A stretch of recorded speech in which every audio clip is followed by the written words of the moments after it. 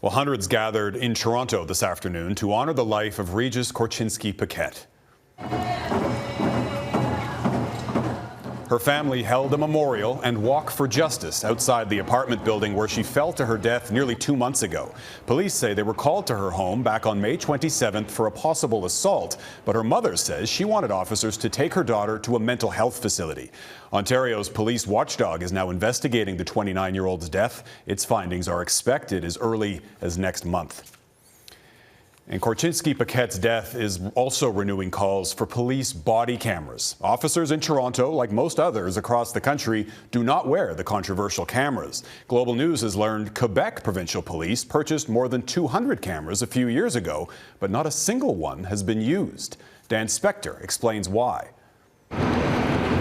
Somewhere in the hulking headquarters of the Sûreté du Québec, dozens of body cameras that could be recording police interactions with the public have been collecting dust for 3 years. SQ officers want to use them, according to their union president. We've been asking the employer to conduct a pilot project for a few years now, says Pierre Veilleux. This contract document obtained by Global News shows that in 2017, the SQ bought 169 body cameras, 33 dashboard cameras, and cloud space to store the videos for $560,000. They even created a training program for officers with the goal of launching a pilot project, but it never happened. Why? The union claims Quebec's Crown prosecutors are to blame for the unused cameras. For them, it's a major problem, he told Global News. Veilleux said Crown prosecutors are concerned about having the manpower and the equipment necessary to view, manage, and bring body camera evidence to court. It would considerably increase their workload, so for them, it was hard to accept, Veilleux explained.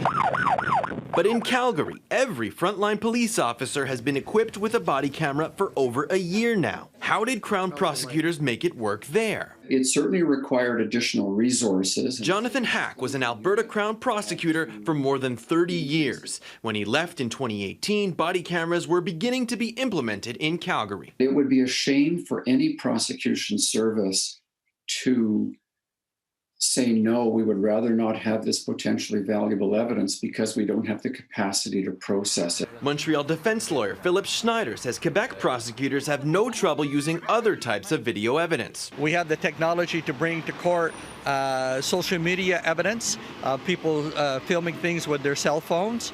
We have the technology to bring to court the evidence of surveillance cameras. I'm sure the technology exists to bring this to court too. The Quebec Crown Prosecutor's Office refused to comment on Veilleux's claims, telling Global News only that they had provided a legal opinion on body cameras to the SQ, leaving any decision up to the police force. They would not tell us what was in the legal opinion. When we filed an access to information request to get it, a request was denied. Veilleux hopes widespread demands for greater police accountability push the SQ to finally start the pilot project by the end of the year.